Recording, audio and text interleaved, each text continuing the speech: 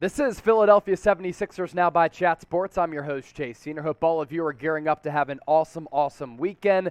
It is day 2 of NBA free agency, and for the Philadelphia 76ers, after making 3 moves and acquisitions on day 1, been somewhat silent on the transaction front, but there's a lot to get you caught up on the latest 76ers news and rumors when it comes to free agency. So what we're talking about on today's show, the latest with James Harden, Matisse Thybulle, as well as Tobias Harris and some other players on this roster who could sneakily get dealt. That's coming up in a little bit. So we start off with James Harden. Adrian Wojnarowski had tweeted this out and reported it on Thursday, that James Harden and the 76ers meeting over the weekend to negotiate his new deal, sources told him from ESPN. So obviously this is big and has a couple of implications because James Harden opted out of that player option for $47 million, and it allows the Sixers to really build up this roster around Harden and Joel Embiid. James Harden is going to be a Sixer.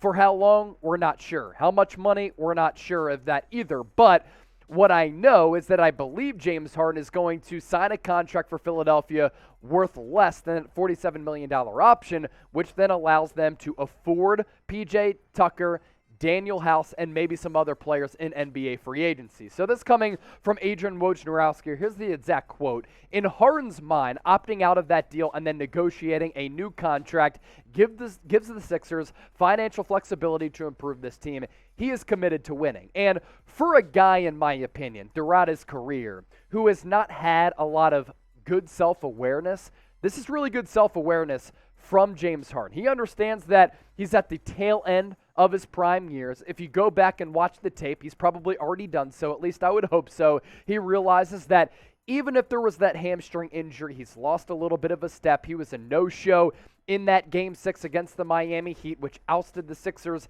in the playoffs, and they have failed to win a second-round playoff series going all the way back to 2001, and James Harden and his lack of showing up was a big part of that. And if he was looking for a max contract and still thinks that he should be paid as such, I think that that's ridiculous from James Harden. But if he's willing to opt out of that $47 million option so that the Sixers could go out there and sign P.J. Tucker, bring in Daniel House, maybe make another move or two in NBA free agency to make this team better, to make this team a little bit deeper. I love the trade of DeAnthony Milton. You have to be able to afford him as well, as he has a contract with a base salary of about $8 million. And I have to give James Harden a little bit of credit. Now, I'm interested to see what the contractual figures are going to be for Harden at this point of his career. We know that he's boys with Daryl Morey. Him teaming up with Embiid for an entire season certainly has to be somewhat exciting. I just didn't want to see him sign that max deal and also sign that max contract that pays him between $40 and $50 million, because that would be not advantageous for Philadelphia as they look to build right now as well as in the future too. So your one-word reaction to James Harden most likely returning to Philadelphia. Let me know in the comment section right now. As always, we appreciate all of your responses, especially hearing from my Philadelphia brethren.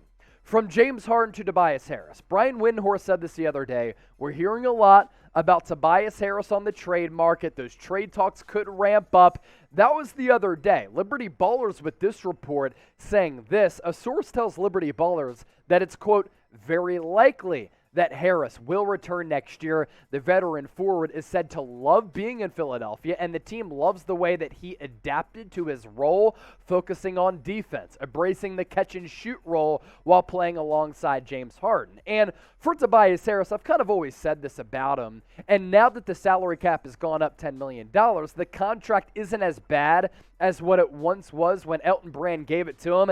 He's a good player getting paid great player money. Now that contract, as it transpires throughout the deal, has become a little bit more team-friendly with the salary cap rising, and if Tobias Harris gives you about 20 points per game, he's able to knock down, let's say, 37 to 40% of his three-point shots, then he becomes a pretty valuable asset. I thought after a little bit of a rocky start to him playing alongside James Harden, he was able to overcome that and was really good throughout the playoffs, especially in the tail end of the regular season. He became much better on catch-and-shoot opportunities. He put the ball on the floor just a little bit. He created a little bit, although he kind of stands tall, so he gets his pocket picked a little bit when he tries to create and put the ball on the floor. But what you're asking for from Tobias Harris, at that size of 6'8", guard other solid wings as well as other solid forwards. When you have open opportunities from downtown, make sure you find Twine and drain some of those open looks.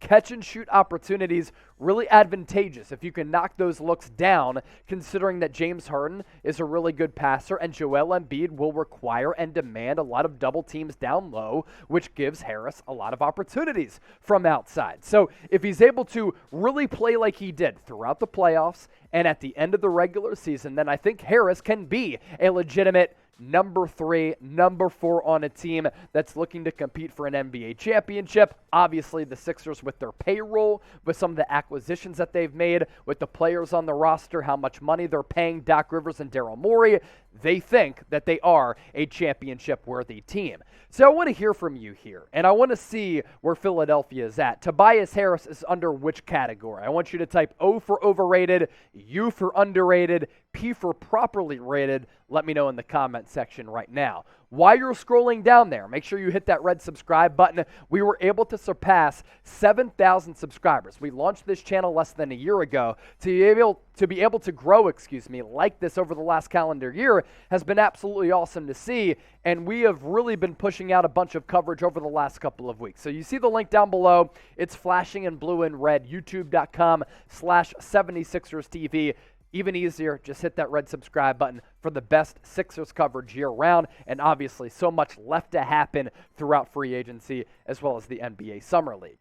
Here now is a 76ers rumors roundup outside of what we've already talked about. So you look at what the Portland Trailblazers have done. They acquired Jeremy Grant the other week. They also signed Gary Payton II in NBA free agency, inked him to a deal worth more than $9 million annually. So because of that, they have been able to fulfill a need of needing to bring in premier wing defenders. So I think that takes them out of the Matisse Thybulle trade sweepstakes. As for the Dallas Mavericks, I think a deal could be made, but I'm not sure now. They have some things to figure out after Jalen Brunson bolted Dallas for the New York Knicks, getting that big contract extension. So the Mavericks have a lot of roster decisions to make, and we'll see if they make a trade for Matisse Thybulle. I think it's a little bit unlikely right now. And if you have a defense right now of Matisse Thybulle as well as PJ Tucker, it's a pretty good defense for Philadelphia. As for Furkan, Korkmaz, Shake Milton, and George Niang, all three of those players have been mentioned. They've been discussed as being trade candidates for Philadelphia. And for Korkmaz, he signed that deal. I think he makes around $5 million per year. George Niang going into the final year of his deal that's set to expire. Shake Milton had that player option exercised by Philadelphia. They are all on the table, I believe, to get traded by Philadelphia, and they could clear up a little bit of money. Whether it's one player, two players, or all three combined, they clear up a little bit of cash for the Sixers to make further moves in free agency. As for Eric Gordon, yeah, we talked about Gordon with the Houston Rockets. I mean, what a trio of events it would be for Daryl Morey to sign PJ Tucker, Daniel House, both of them under Morey while in Houston, and then make another move for Eric Gordon, a former Rocket when Daryl Morey was there, and then really it would become a fourth move because you have to add on top of the fact that he acquired James Harden as well last year for the Brooklyn Nets. So it's really the Philadelphia Rockets or the Houston 76ers, no matter which way you want to dice it up. Daryl Morey bringing in a lot of familiar faces, and he's interested in another familiar face in Eric Gordon, although on that front, nothing new. He is set to make around $20 million, I believe, this upcoming season. Up to this point, how would you grade the Sixers' moves? Let me know in the comment section right now. A, B, C, D, or F. Chime in, show up, show out. Get that red pen out and let me know what you think. And also, make sure you subscribe to 76ers Now. Our coverage going to continue to be killer over the next couple of days. It's youtube.com/76erstv. And just by saying days, we're talking weeks, months, year-round. That's what we do here on the channel. And For me, growing up in the Westchester area, going to Temple University, a lot of people understand that. They know that. Some don't. But my Philadelphia brethren, I love chopping it up with all of you. So that's why I appreciate you for tuning into the show, you making it a part of your day, and you subscribing. If you haven't done so already, make sure you do that right now.